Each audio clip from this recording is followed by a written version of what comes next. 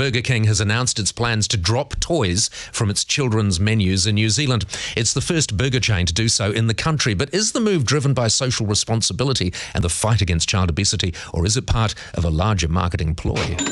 Auckland University Senior Marketing Lecturer Mike Lee joins me now. Mike, good morning to you. Good morning. What do you think? Because the spotlight is absolutely on fast food outlets, particularly those American-style fast food outlets now. Is there the greater good here, or is it about money? I think there's probably three things happening. One is this opportunity to move away from being seen to target children. And so with the lens on the fast food industry, anything you can do to look more responsible is going to be good for business. But beyond that, it's probably some of that market research they've done to show that the target market for Burger King, which you typically think of as like the teenage male, is not going to be into the toys anyway. In fact, if you want to be cool to them, the last thing you want to do is heavily emphasize a toy promotion.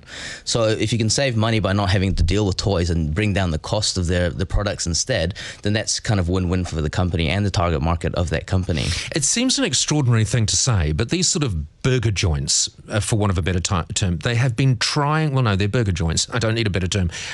They've been trying to rebrand themselves as the healthier option by changing sizes of products and introducing new lines. Has it in any way worked?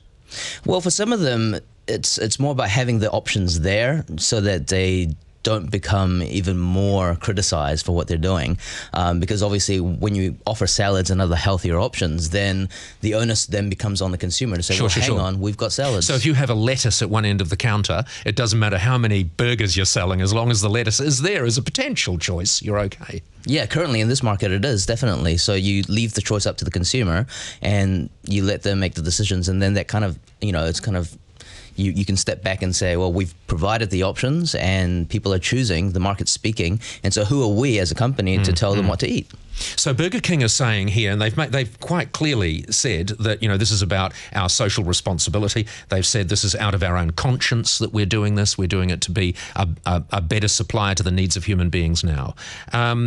You are suspecting, going back to my original question, that is just a small part of this. Yeah, that is one of a couple of things. I mean, the other thing to consider is their brand image, right?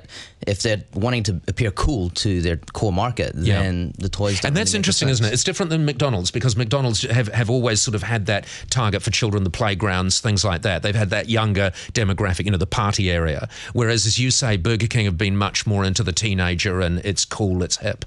Yeah, absolutely. And it makes sense, obviously, not to compete head-on-head with their Where's this likely to go with these outlets? Because they are running foul of changing trends in foods and health knowledge. Yeah, it's interesting. I mean, it's a very saturated market, but we've just recently heard that Carl's Jr. is trying to expand. Yeah. And so I think we'll see a lot more fine-tuning of their offerings, being a lot more differentiated to really try and hone in on the core target markets that they really want to go after. So maybe make it more of a dining experience, maybe a little bit more themed or something like that, like the American dining experience, rather than just straight sell food, which is getting a bit of a bad rap. Yeah, for some of the brands, they might go that way. Others might try and, become even more efficient. Yeah. All right, Mike, thank you very much for joining us. Auckland University Senior Marketing Lecturer Mike Lee.